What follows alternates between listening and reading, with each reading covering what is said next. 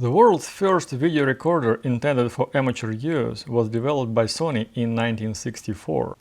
It could play back and record black and white images on half-inch tape. A portable 46-pound version of the recorder, mated with a camera, offered for the first time an exciting possibility to shoot and record videos outside of a studio, where 2-inch videotape recorders dominated. Now everyone could produce TV. In 1965, Les Levine recorded Bomb on the streets of New York. This is considered one of the first documentaries shot on video. The 48-minute videotape contains a series of interviews with alcoholics and homeless people. You see that fellow over there going to the Frank's restaurant right now? Yeah. He's a retired doctor. He's a retired doctor? That's just one example. 6 years in the Navy in China, Japan, Philippine Islands, and I fought all over the world, kid. Sony quickly followed with a 1967 Portapak. With the weight of the recorder reduced to just 11 pounds, the whole system could be operated by one person. Portability, ease of use, and inexpensive storage made video production accessible to people outside of the TV industry, in particular to video artists and video activists. Video artists used video as a new medium, different from film, painting, and even from television. They would manipulate the signal, distort and dissect it, change color, add loops and feedbacks. Video activists were happy to get a machine that was in essence an electronic Super 8 video camera, better than Super 8 because it offered a long recording capability rather than 2.5 minutes. In 1969, the first common half-inch format was introduced by Electronic Industries Association of Japan, ensuring compatibility among different manufacturers. Late 1960s saw the emergence of video collectives, all carrying Japanese Portapaks, and setting up community video studios or local transmission networks. Small Vidicon tubes produce grainy black and white images with poor performance in low-light situations and ghosting effects.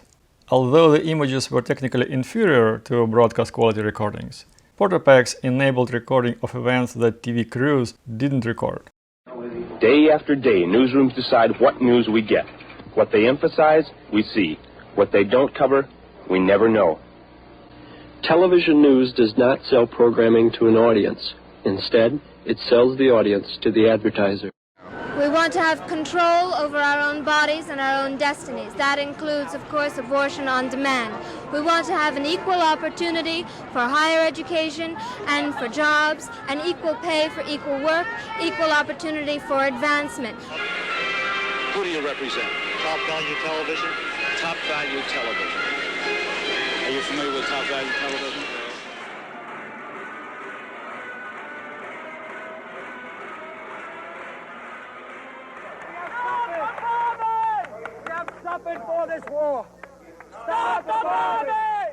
In 1970s, 3/4-inch U-matic format emerged as a compromise between size and image quality.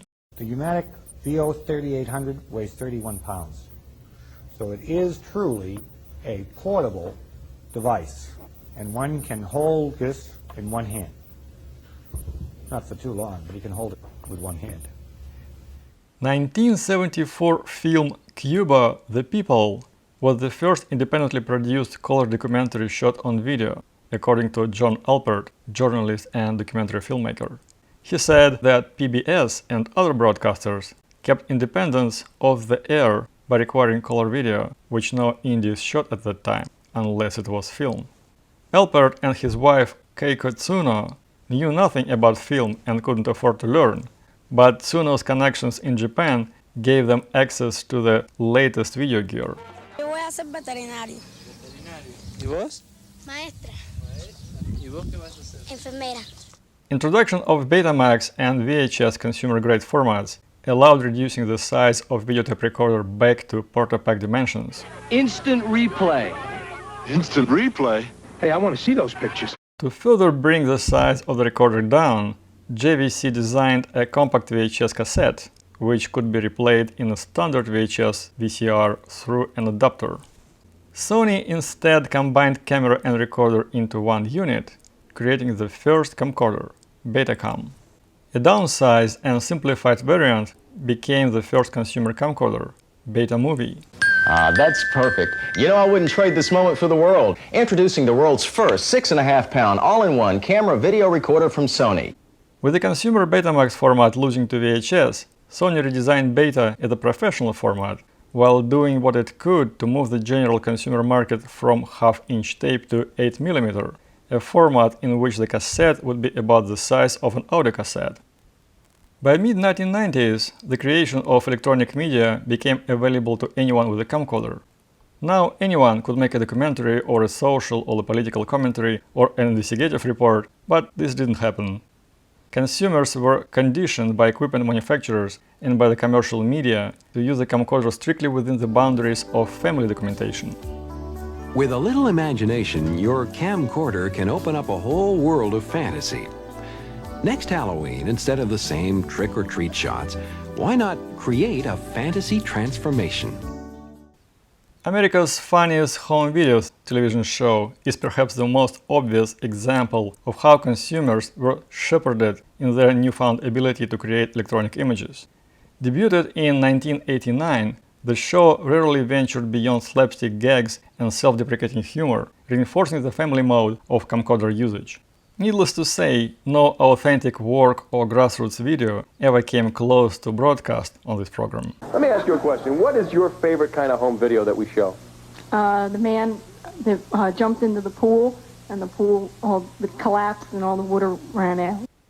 A 1989 ABC News special, Revolution in a Box, hosted by Ted Koppel, informed television viewers that some camcorder owners were using video to dismantle the gatekeeping power of TV news. Each cassette is copied, then copied again, until eventually its producers claim it reaches an audience of 40 to 50,000 a month. It undermines what every dictatorship requires: silence. The video medium or television has become now democratic in the way that it has never been in our history. And I think that that's a great asset to the news networks. While the use of amateur video in revolutionary movements in other countries was celebrated, discussion of consumer video in the US was presented as not much more than camcorder hobbyists accidentally capturing potentially newsworthy events. With millions of cameras out there today, even though very few are in the hands of journalists, the chances of an important or interesting event being videotaped are much greater than they have ever been before. Our stories tonight remind us why we're so fascinated with video. I'm Patrick Van Horn. Eyewitness Video debuted in the fall of 1992 on NBC. In early episodes, host Patrick Van Horn regularly greeted viewers with statements such as, "The video revolution is squarely in the hands of the people." By the following spring, all talk of revolution had been dropped from the program, while Van Horn announced a new goal, focusing on the many uses of camcorders, from the biggest scientific achievement to the most intimate personal relations. Later, eyewitness video became increasingly sensationalized and conservative. It was their dream cruise until something went wrong. There was no way out. We were going to sink. Abandoned ship. Women and children first? No, the crew went first. There wasn't one officer left on the ship. Hundreds left on board a sinking ship. Eyewitness their peril at sea. An all-new eyewitness video, NBC Sunday. The marginality of grassroots camcorder media in the US was made clear in Shock Video, HBO's attempt to sort out the place of the camcorder in a media-saturated society. Though the program purported to reveal how the video camera has changed our world, activists and community users of camcorders were barely mentioned. The role of low-cost video in the Tiananmen Square student uprising and Czechoslovakia Velvet Revolution was cited as powerful examples of camcorders in the hands of the people, yet camcorder enthusiasts in the US were depicted being obsessed with snooping on everyone, from the babysitter to repairman to unsuspecting neighbors. I started filming from, I guess, right about here. Lee Adler says the neighbors had complained before about sexual activity here, but with no proof to prosecute. This time, he grabbed his camera. He invaded our privacy out here. We were out at the pool area. We were having a good time until he came out and started putting on a little sex show.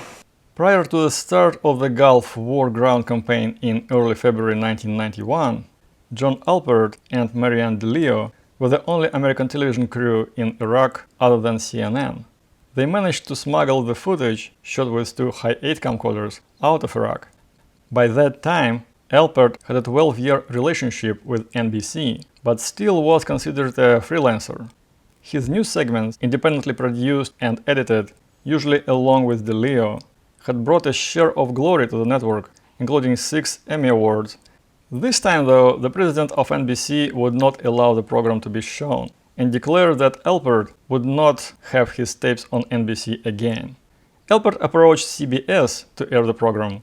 CBS Evening News executive producer Tom Bettag planned to air the footage, but this airing was also cancelled, and Bettag was fired. 30 years later, independent videos can be watched online, often in real time, broadcast live from smartphones. Sadly, the grim topics have hardly changed, if exacerbated. It's really the same crime of military aggression that was done by numerous other governments and other imperialists as well. And in this case, Putin's war in Ukraine or his wars in Chechnya were in the same line with, say, Bush and Blair and their cronies attacking Iraq. And the decision of one man to launch a wholly unjustified and brutal invasion of of Ukraine. Iraq, anyway. By the mid-1990s, the camcorder provided an opportunity to call into question the one-way flow of commercial television and to imagine what a more democratic broadcasting systems could be like. Tom Weinberg, who co-founded the TV Video Collective in 1972, approached PBS with the idea of a program that would present unfiltered views of independent producers, real perspective on real life. This program, a matter of factly called The 90s, was made up of submissions and had no host or narrators. Although the early episodes comprised videos from people Weinberg and the producer of the show, Joel Cohen, knew, as the series aired, more national and global submissions were sent in. The 90s premiered on several PBS member stations on June 25, 1989. During the first season, the show was seen in only a few markets, usually late at night. By the second season, it spread to more than 120 public stations, and some in prime time. When the 90s was cancelled by PBS, Tom Weinberg let its creators keep the equipment. This is how CamNet, the camcorder network, was born. CamNet was basically a production house for what was still branded as the 90s, which ran on several cable channels in big cities like Detroit, Baltimore, and Los Angeles. What's your job today, Mrs. Carter? I don't know yet. You don't know? No. But you're ready. I'm ready. November 1, 1995, the 90s finally gave up the ghost in the face of a massive rate hike by the cable company from which it leased its carriage. 10 years later, the banner dropped by the 90s was picked up by the Current TV, which became the only cable and satellite television network and internet site produced and programmed in collaboration with its audience. The youth can't get their word out, and Current TV is giving us a chance to do that. How many of you would like to see an opportunity to talk about what's going on in our world that you can participate in with television? I would bring the TV to the people so that they can make their own stories.